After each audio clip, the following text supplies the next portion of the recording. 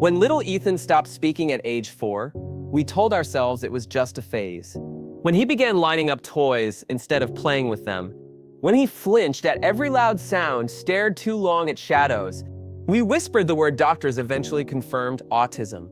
And for 5 years, we built our lives around that truth. Therapies, special schooling, gentle routines. But then, a simple DNA test changed everything. It didn't just challenge what we believed. It revealed a secret that had been buried before Ethan was ever born. And once we found out who he really was, nothing would ever be the same again. Ethan hadn't spoken a word in 3 years. Not even Mom! He was 7 now. Bright, curious eyes, but locked behind a silence that frustrated and fascinated everyone around him. His mother, Jenna, would sometimes sit outside his room at night, just listening to his tapping fingers. The way he arranged things. Red blocks in one corner, blue in the other. A perfect symmetry she couldn't understand, but respected. He's trying to talk, she'd whisper to herself, just not with words. When he was 4, they visited Dr. Lou, a developmental pediatrician. After months of observation, the diagnosis came. Ethan is on the spectrum, Dr. Lou said gently. Nonverbal, but highly functional. He processes the world differently. Jenna and her husband, Mark, nodded solemnly. They read every book, joined support groups, changed their lives. But something never quite fit. Ethan didn't just avoid eye contact. Sometimes he stared so deeply it was as if he saw through you. And sometimes he'd hum lullabies. He was never taught. One afternoon, Jenna found Ethan on the kitchen floor, tracing a spiral into spilled flour. A perfect spiral. Geometric, precise, but not random. She looked it up, first symbols, then mathematical equations.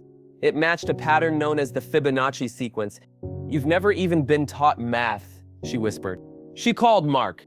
What if it's not just autism? What do you mean? What if something else is going on? At a support group meeting, another mother mentioned a DNA test she did with her nonverbal daughter. Not to trace ancestry, but to uncover rare neurological markers. Jenna was intrigued.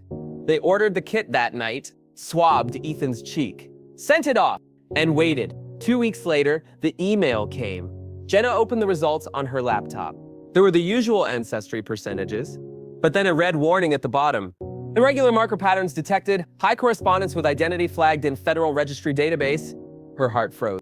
There was a clickable link. She clicked. It took her to a secure page.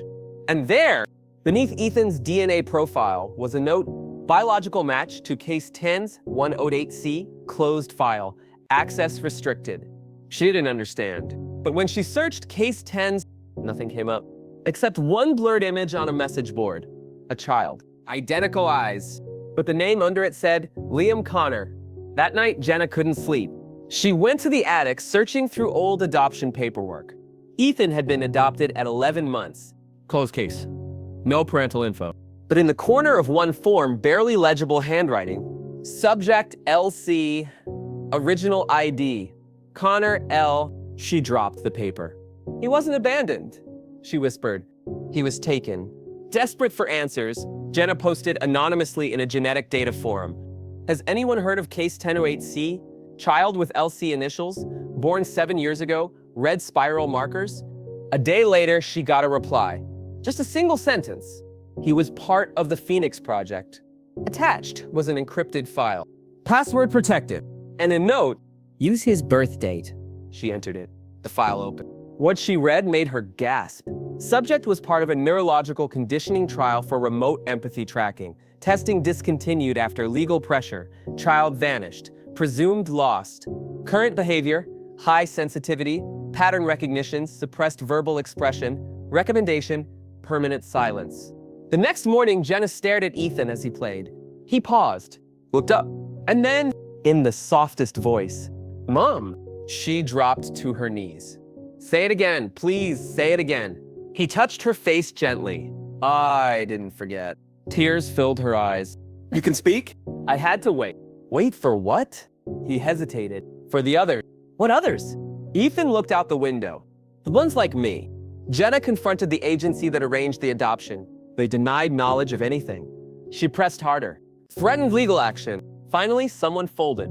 There were a handful of children, a former caseworker admitted, all born within a year, same facility, Special observation. You knew? We were told they were orphaned, that the program failed. And the spiral? Jenna asked.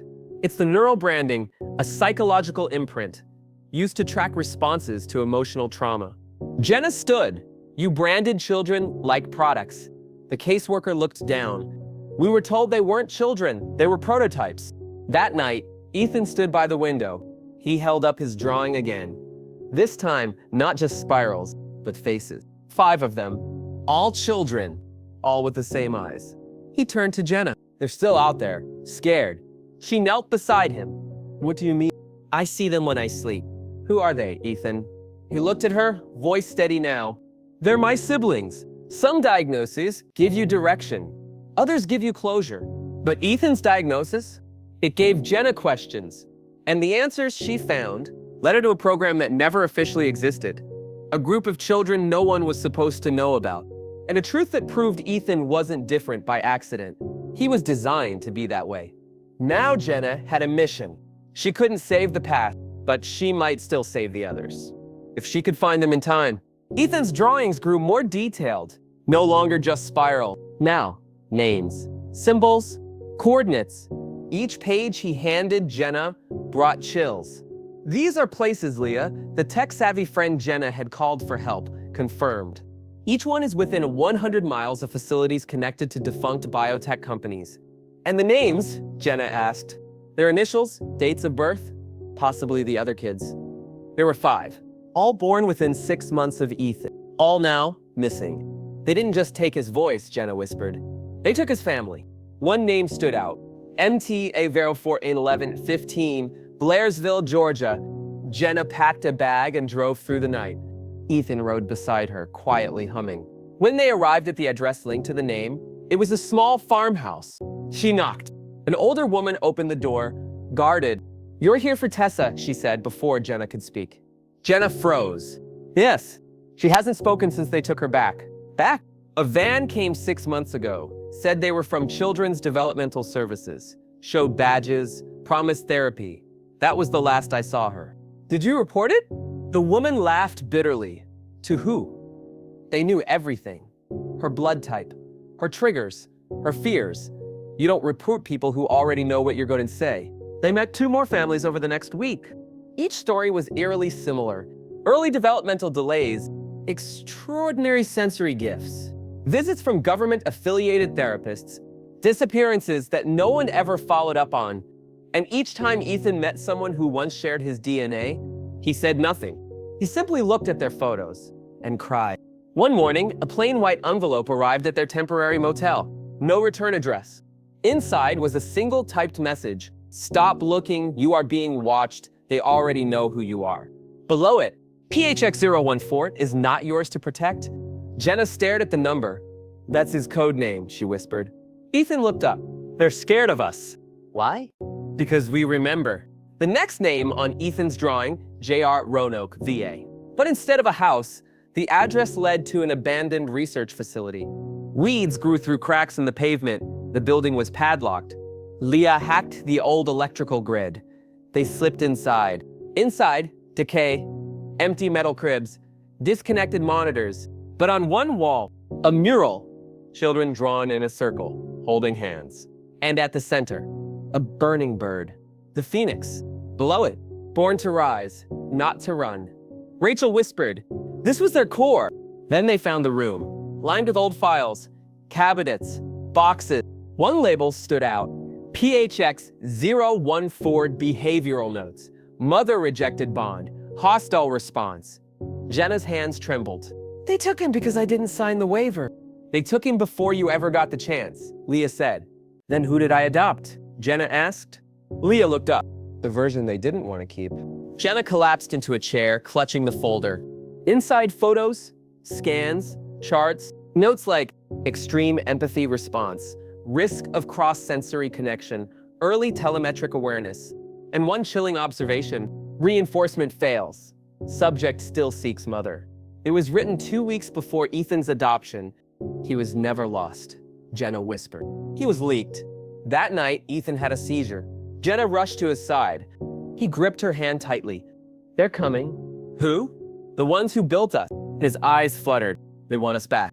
In the morning, a man stood by their car. Suit. Calm. No badge. He addressed Jenna politely. We know you're trying to help your son.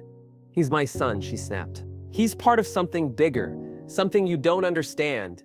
Then help me understand. The man stepped closer. What would you do if I told you there was a reason they made these children sensitive? That they were never supposed to be raised like everyone else? Are you saying he's dangerous? No, the man said slowly. I'm saying you are. He handed her a phone. If you want answers, go to this address. Alone. That night, Jenna sat in the motel holding the phone tightly. She kissed Ethan's forehead as he slept. Then she opened her laptop and entered the address. A live feed appeared. Security footage. Inside it, 5 children. Hooked to wires. Eyes open, silent. One turned to the camera and mouthed, "Help us." They warned her not to look further, told her to stop asking questions. But once Jenna saw those children, hooked to machines, their faces hollow, there was no going back. The Phoenix Project hadn't ended. It had gone underground. And now, in a place where silence was engineered, a mother's voice was about to break everything wide open. Leah found the coordinates embedded in the video stream metadata. The facility was located 2 hours north deep in a forest near the edge of a decommissioned military base. It's off-grid, Leah said. No phone towers, no satellite relays. They want to stay forgotten. Jenna packed her bag in silence. I'm going. Alone? David asked. You saw what they did to those kids. They did it to my son. I can't wait for someone else to stop them. Ethan sat nearby, sketching again. This time, a tunnel. And beneath it, a word scrawled in red. Run! Jenna parked a mile from the facility perimeter and continued on foot. Trees grew thick and tall. Every step crunched against frost and dry leaves. She found a gate, no guards, just a key panel and motion sensors. But Leah had prepared her with a device that temporarily scrambled the signals. The gate buzzed, clicked, and opened. Inside, silence, except for the low hum of machinery beneath the earth. This isn't a lab, she whispered. It's a bunker. She followed a narrow service tunnel. Pipes hissed above her. The air smelled sterile, metallic. She came to a door marked Observation Wing, PHX Series. A card reader blinked red. But just as she stepped back, the door unlocked with a hiss. Expected, said a voice from the intercom. You may proceed.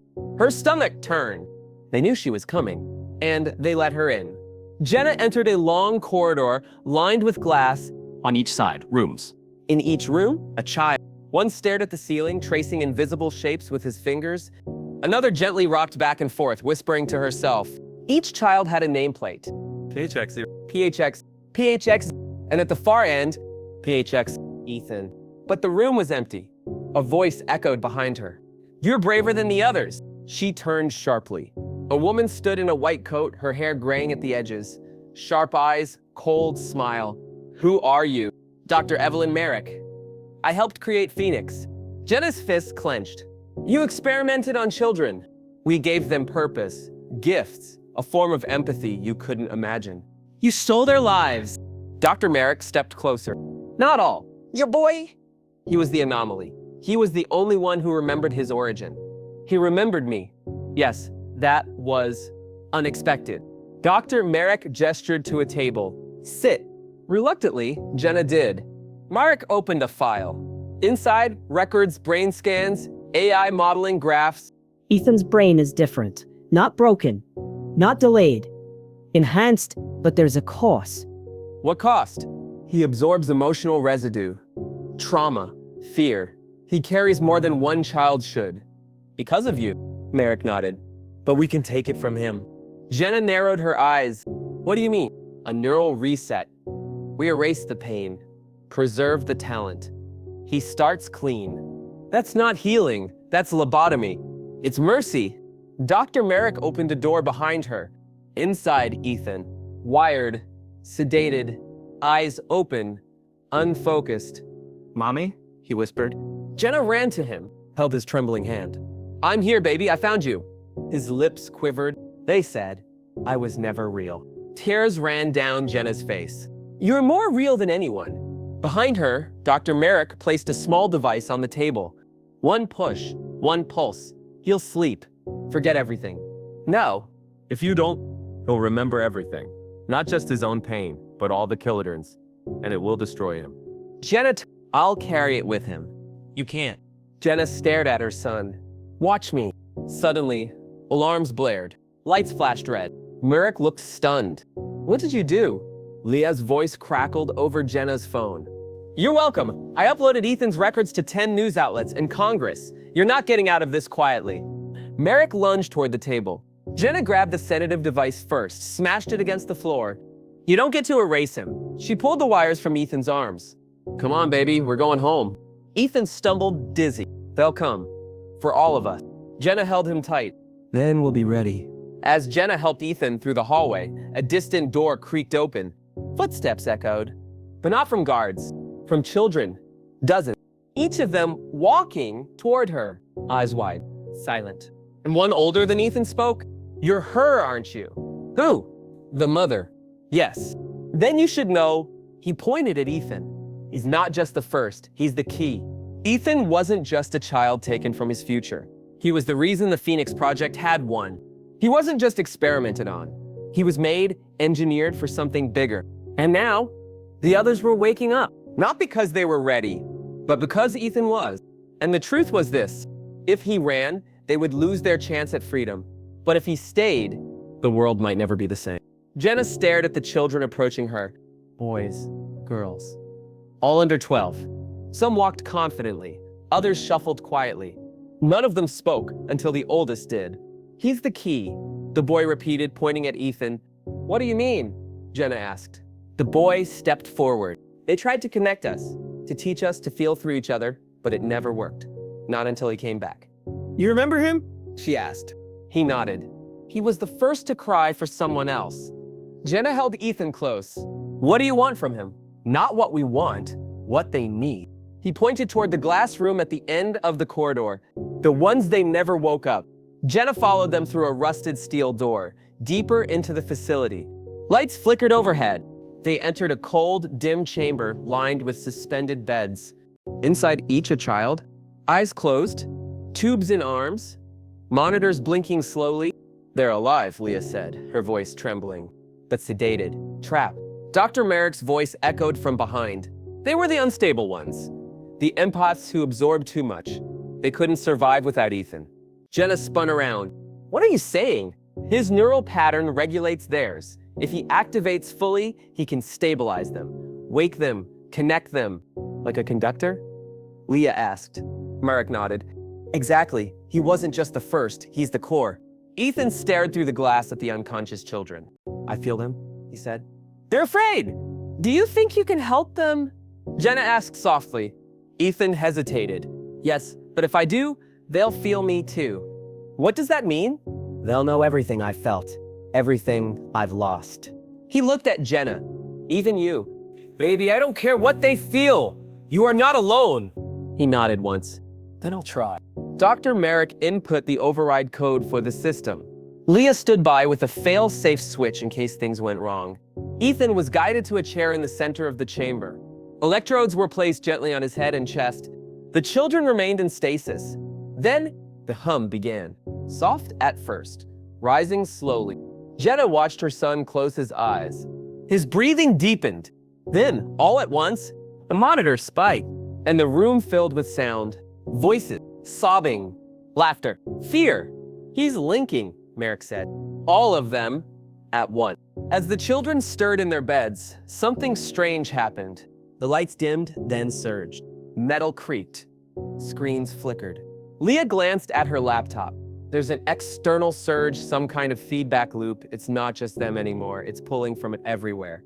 What does that mean? Jenna asked. I think Ethan's connection isn't just neural. It's emotional. And it's reaching outside the facility. To who? Everyone, Ethan whispered. His eyes opened, glowing faintly. I see them, kids like us, in foster homes, clinics, hiding, hurting. How many?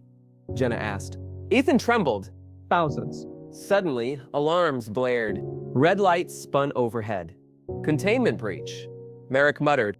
His link is drawing power from the global net. The system was never designed for this scale. Shut it down, Jenna demanded. If we do, the children he's helping might fall into shock, or worse. Jenna turned to Ethan. Sweetheart, can you stop? He looked at her, tears in his eyes. They don't want me to. Who? The others. They're holding on. Like I did. Jenna touched his cheek. Then we hold on together. Laya's computer screen flashed. He's opened something, encrypted records, hidden names, dates, facilities across the country. Merrick gasped. He's triggering auto leaks. The project's dark archive is going public. He's exposing them? Jenna asked. No, Leah said, voice shaking. He is them. Every child ever connected to Phoenix is using his link to speak. Jenna stared at her son in awe. He's not just the key. He's the message. Jenna held Ethan's hand as the children sat up, one by one, breathing, awake, connected. Then, all the screens in the room turned black. A single phrase appeared, "We remember." And one of the children's eyes, still foggy, looked at Jenna and said, "There's one more, still out there, the one they never found." Jenna leaned in. Who? The child whispered, Ethan's twin. He wasn't the only one. Ethan's awakening didn't just connect the forgotten children. It revealed the one secret buried deeper than the rest. He had a twin, a brother, another child born from the Phoenix Project, the last missing piece. And the reason the program hadn't died, because the twin was still out there, unaccounted for, unmonitored, and possibly unstable. After Ethan connected with the other children, the room fell quiet, almost reverent. Jenna sat beside her son, holding his trembling hand as he whispered, "He's close, I feel him." Who, baby? Me. But not me. He turned to look at her, eyes wide. He's the part they broke. Leah pulled up Ethan's encrypted Phoenix file, scrolling through test logs and genetic blueprints. Suddenly, she paused. Look at this. 2 entries. Sure, PHX-0148, PHX-014B, status, redacted. Leah turned to Jenna. He wasn't just part of an experiment, he was the experiment. Deep in the facility's servers, they found an old surveillance clip. A white room, 2 cribs, one baby crying, the other staring blankly at the camera. They had identical hospital tags. Connor, Ethan, A, Connor, Elias. They separated them, Merrick said, stepping into the room. Tested different triggers. Ethan was given external stimuli, music, language, affection. Elias was given isolation, pattern, noise, deprivation. Why? Jenna snapped. To test neuroempathic divergence. You split babies to see who would break first? Not break, adapt. Leah muttered. And now one is the beacon. She looked at Jenna. The other may be the fuse. Ethan began drawing again. Only this time, it wasn't symbols. It was a face. Sharp cheekbones. A scar above the brow. Eyes that looked older than any child's should. Ethan stared at the sketch for a long time before saying, "He's not safe." Why? Jenna asked. He hates feeling. They filled him with silence, and he never let it out. Later that night, Ethan had a nightmare. He screamed in his sleep. When Jenna woke him, he gasped, "He's awake." Where is he? Ethan pointed to the wall. Coming. Using satellite pings and residual code that Ethan unlocked from the Phoenix servers, Leah traced a possible location, a closed psychiatric youth facility outside Flagstaff, Arizona. The file's last timestamp was 5 years ago. Someone paid to keep it off the books. Jenna stood. We're going. Mark blocked the door. You shouldn't. Why? Because Elias isn't like the others. He doesn't want to be saved. He's a child. No. He was. But if what the data shows is true, Merrick looked at Ethan. He's the mirror, the one who took all the dark.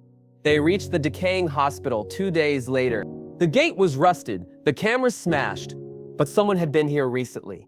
Inside, broken beds and dusty toys filled the halls. But the back wing, secured by old biometric locks, still hummed with power. Leia bypassed the scanner. The door slid open. Cold air poured out. And there, in the center of the room, a single chair, empty, but etched on the wall in nail scratches. I remember you. And beneath it, a drawing. 2 boys holding hands. One smiling, one burning. They found a single working terminal in the control room. Marek accessed the final log, a blurry video played. A child, 10 years old, restrained in the chair, breathing hard, wide-eyed. An interviewer off-screen asked, Elias, what do you feel right now? The boy turned his head slowly. Nothing. Do you miss your brother? No. Why not? Because when he wakes up, I go quiet again. And what happens if you don't? Elias stared directly into the camera. Then I burn everything down. Back at their motel that night, Leah's phone buzzed. No caller ID, just a voice. A child! You shouldn't have come here. Who is this? I've seen your names. You follow the code. Elias. Silence. Then, you unlocked him. Now you have to watch what he'll do. The call ended. The power in the motel flickered. The TV turned on by itself. A black screen. And one word in white text. Run! Jenna ran to Ethan's bed. He sat upright, eyes wide, trembling. He's in. In where? Ethan pointed to his head. He found the link. He's inside the connection now. What does he want?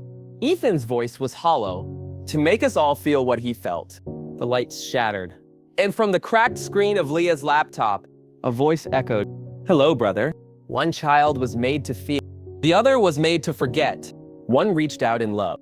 The other learned to survive without it. Ethan and Elias, brothers divided at birth by experiment, by fear, by design. But now, one was waking the world, and the other had hacked his way into it. This wasn't just about reconnecting twins. It was about saving one before the other pulled everything down. Jenna paced the motel room, clutching Ethan's hand. The room was cold, unnaturally so. Every screen in the building had gone dark except one. Ethan sat frozen, his eyes glazed. Leah moved quickly, placing biometric patches on his skin. His vitals are spiking. He's not in shock. He's in a feedback loop.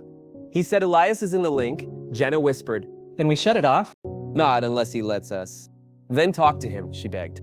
"Ethan, please, come back." Ethan blinked once, then whispered, "He's showing me what they did." Inside the mental tether, what Leah now called the bridge, Ethan stood in a white void. Before him, a mirror. It rippled. And then Elias stepped out. Same face, same age, same eyes, but colder, older, somehow. "You're not supposed to be here," Elias said flatly. "I'm trying to help you." You helped them? You made them feel again? I made them stop. Ethan held his ground. "You're scared." Elias tilted his head. "I was built from fear, and you were built from lies."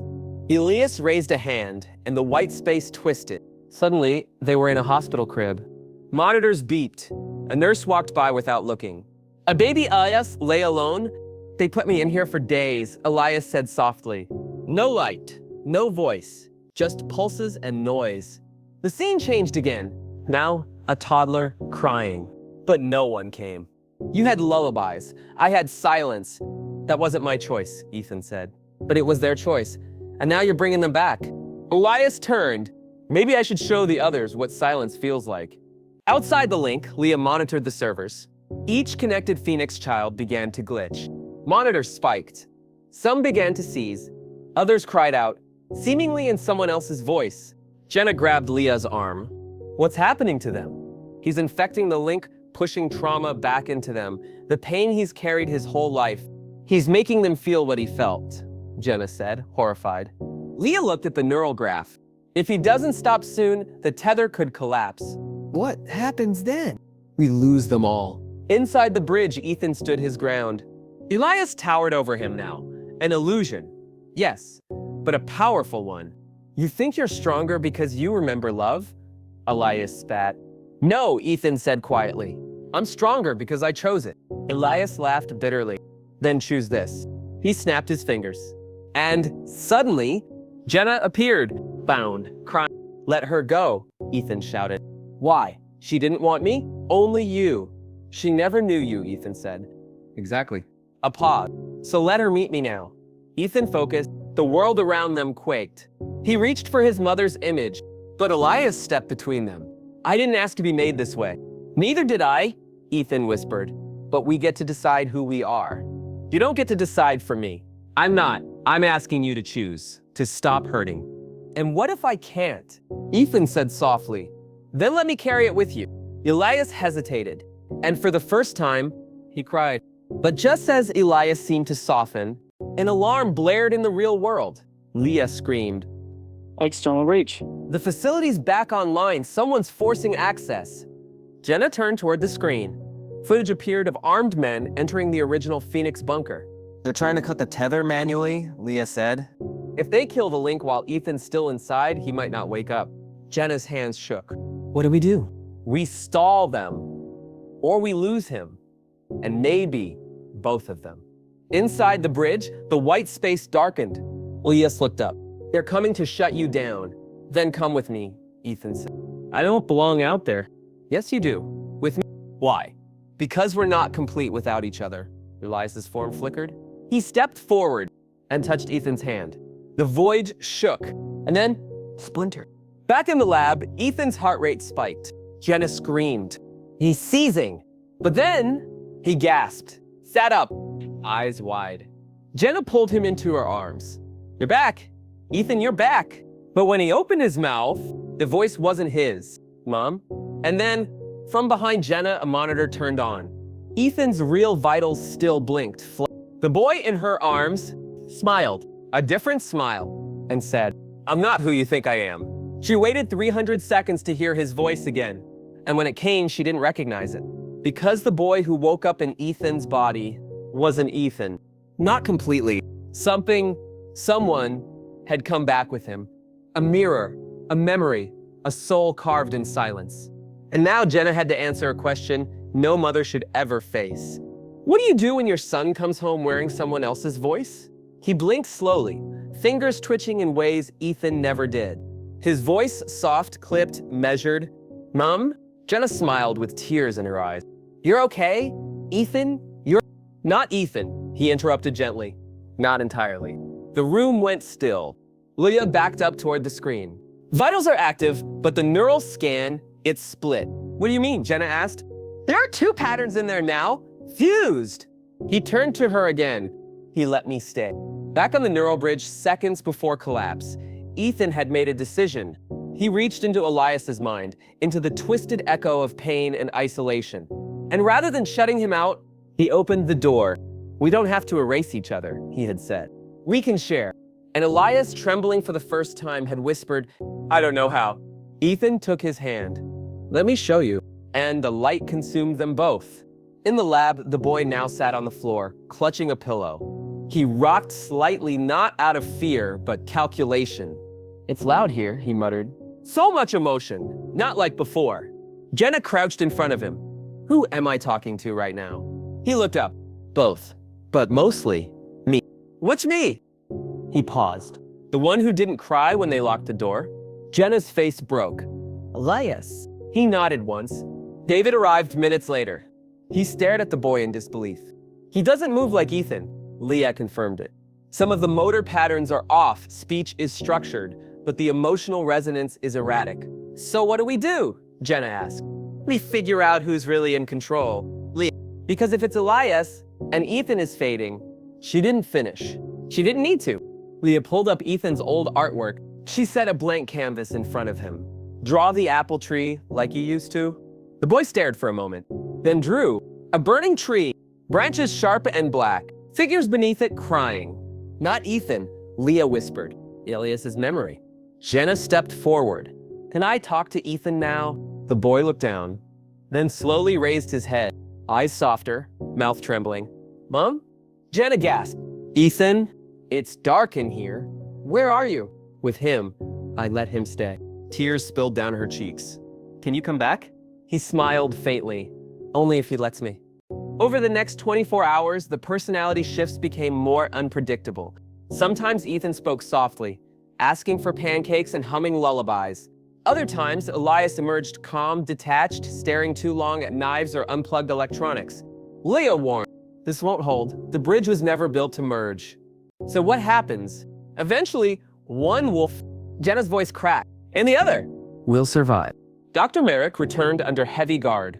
She brought one file, one solution. We found a way to isolate the consciousness. Lock one in a neural echo chamber, it would be dormant, silent.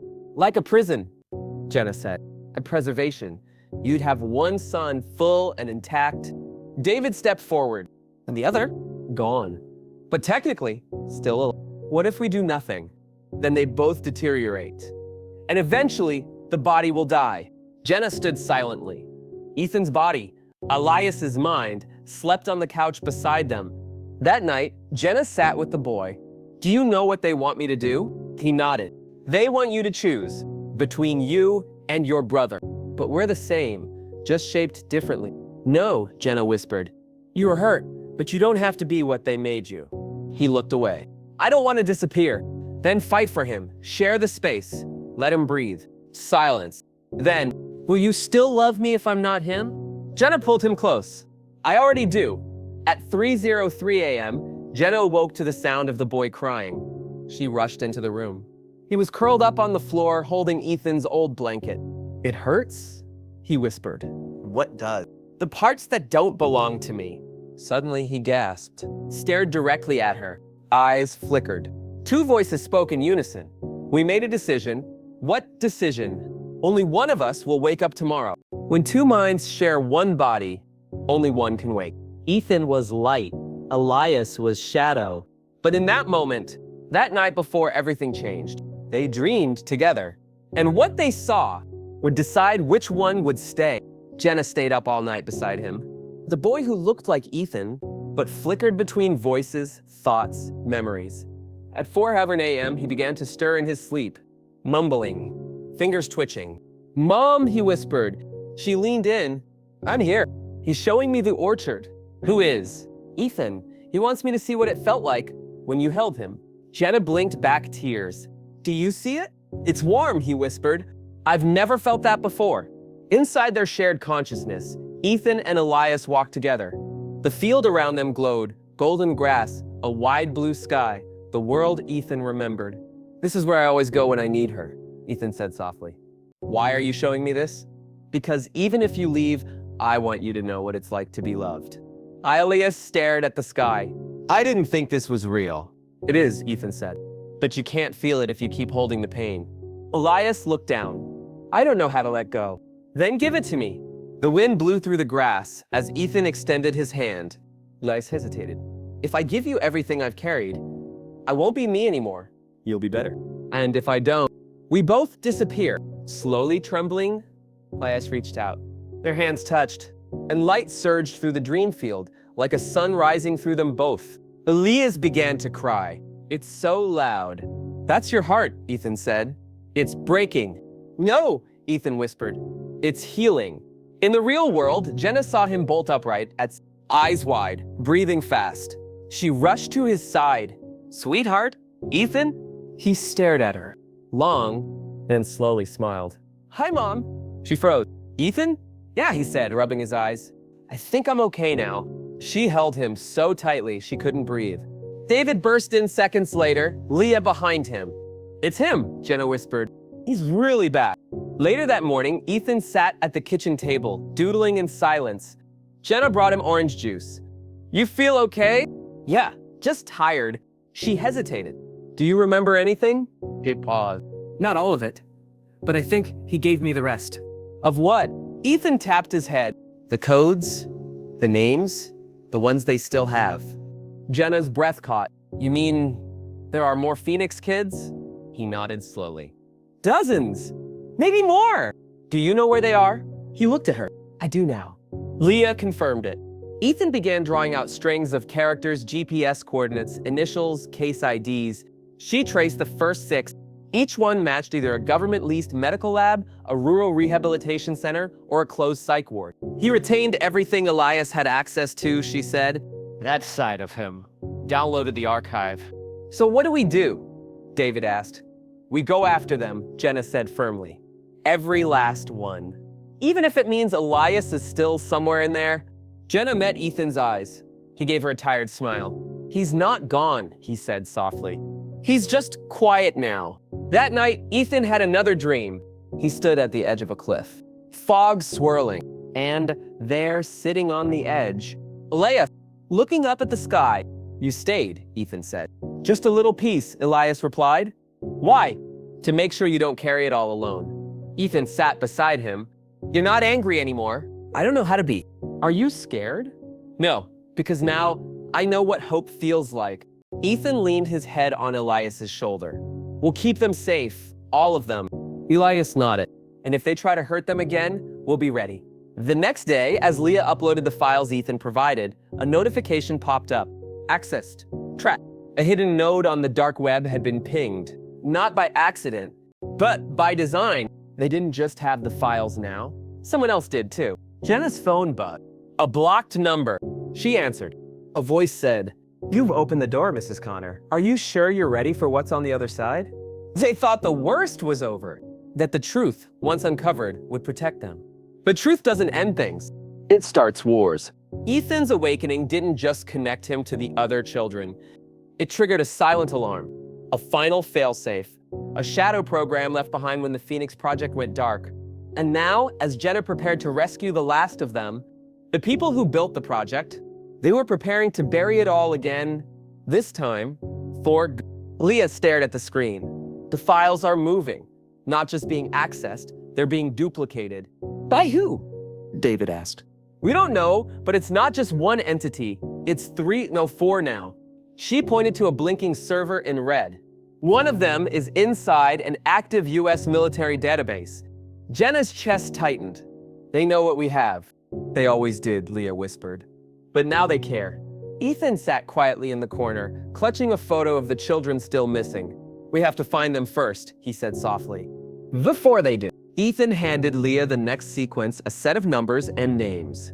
6 children, all held in a facility disguised as a wellness camp in northern Utah. We have maybe 48 hours before they move them, Leah said, assuming they haven't already. Jenna didn't hesitate. We go. David blinked. We don't even know if we'll make it in time. Then we go faster. Ethan stood beside her. They're waiting. I can feel them. The drive to Utah took them through winding canyons and empty fields. When they reached the coordinates, the camp sat quiet beneath gray clouds. Wooden cabins. A long gate. No guards visible, just cameras. Looks abandoned, David muttered. Leah frowned. That's the point. Using a stolen ID card, they breached the side entrance and slipped inside. The cabins were empty, mattresses bare, cold food on plates. Jenna walked into the main office and saw a photo on the wall. 6 smiling children. All had the same eyes, but the photo was dated 1 day ago. They were just here, she whispered. On a whiteboard, someone had written, "Transfer confirmed, drop zone." Leah zoomed in on the nearby security feed logs. A black van had exited the rear gate less than 2 hours earlier. Destination, an airport facility with no listed flight manifest. They're flying them out, Leah gasped, erasing the trail. Can we stop it? Jenna asked. Only if we intercept them before the plane leaves. Jenna turned to Ethan. Where are they going? He closed his eyes. Somewhere. Cold. They reached the airfield just after nightfall. A single plane stood on the tarmac. 4 men loading cargo. No uniforms. No insignia. Jenna gritted her teeth. That's them. We can't rush the front, David warned. They're armed. Leah pulled up a layout of the runway. There's a fuel truck blocking the east side. If we move it, too slow, Ethan said. They looked at him. He stepped forward. Let me try. Ethan stood behind a wire fence and closed his eyes. For a moment, stillness. Then, the men by the plane began to flinch, looking over their shoulders, touching their ears, whispering to no one. What's he doing? Jenna whispered. He's broadcasting, Leah said, awestruck. Projecting his fear into them. One by one, the men dropped their weapons. 2 ran, the other 2 collapsed. The plane remained. Go, Jenna shouted. They rushed across the tarmac. Inside the plane, 6 children, bound, dazed, blinking in confusion. Ethan stepped forward. They all turned to him, and in perfect unison, whispered, Brother. They got the kids out, unharmed, awake, fragile, but alive. Back at the safe house, Ethan sat with them around a fire. They said you'd never find us, one girl whispered. But I saw you. In my dream. I saw all of you, Ethan said. That's why I came. Jenna watched the children laugh for the first time. She held David's hand tightly. We did it.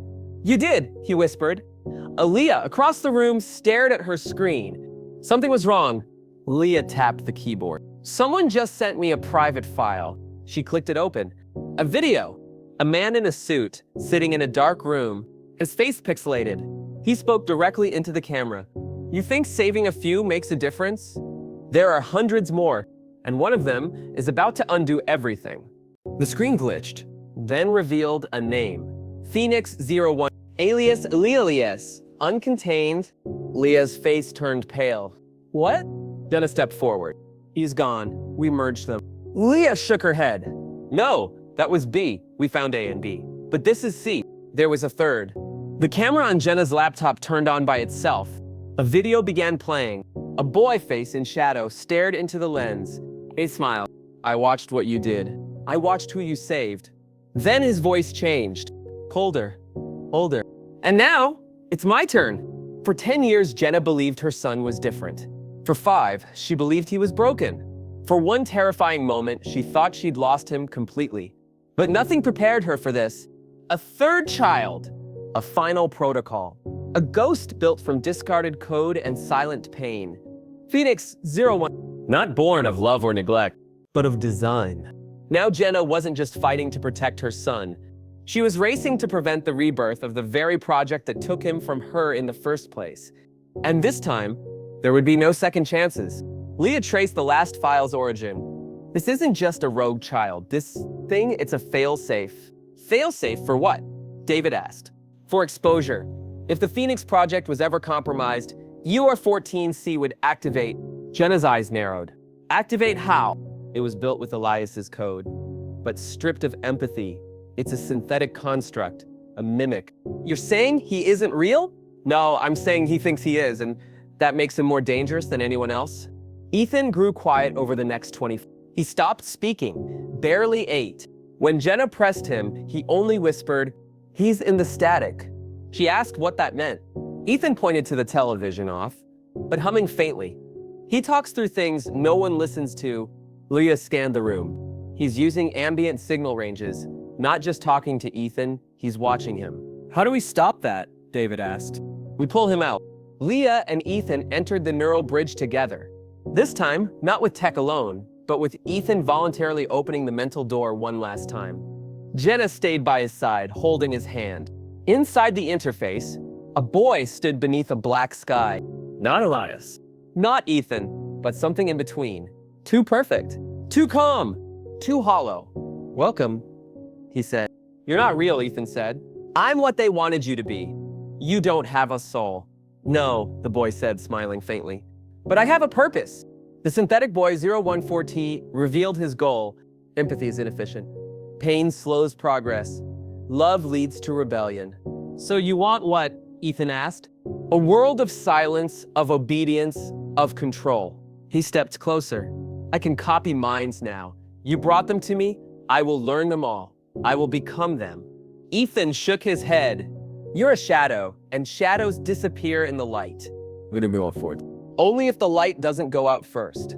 Back in the lab, systems began crashing. Children across the Phoenix network started seizing, connected without consent.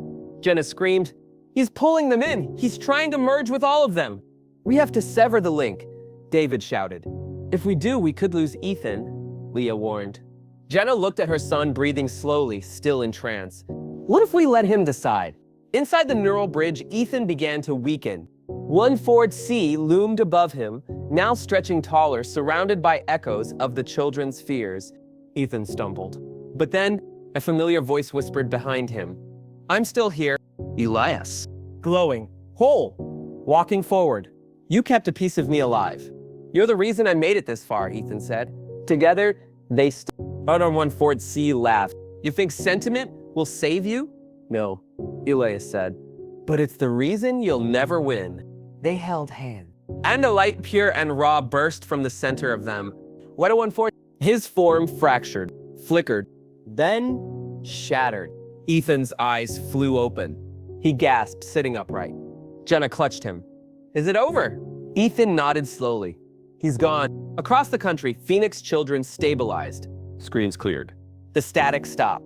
And for the first time in years, silence meant peace. Weeks later, Jenna sat in front of a Senate hearing. She told the story, the whole thing, about Phoenix, about the diagnostics, the lies, the betrayals. The children watched from behind the glass, safe, healing, home. The lead senator looked down. "You're asking for the government to declare every child from the Phoenix Project a protected person?" "No," Jenna said firmly. "Then what do you want?" She turned to Ethan, who stood beside her. "I want the world to see them." The orchard was real now. Jenna had bought the land with funds raised through public support. Every tree planted in the name of a child recovered. And beneath the biggest one, a plaque. To the ones who remembered, to the ones who fought to feel, and to the boy who taught us, silence was never peace. Ethan smiled as he picked an apple, walking hand in hand with his mother. And behind them, laughing, running dozens of children. Not broken, not projects, Just kids. what if your greatest difference turned out to be the world's last chance to feel again? The end. Shock, moral reflection. We label what we fear. We discard what we don't understand. But when given a chance to grow, even the most engineered souls can choose love. What did this journey teach you about empathy, survival, and how far a parent's love can reach? Share your thoughts in the comments.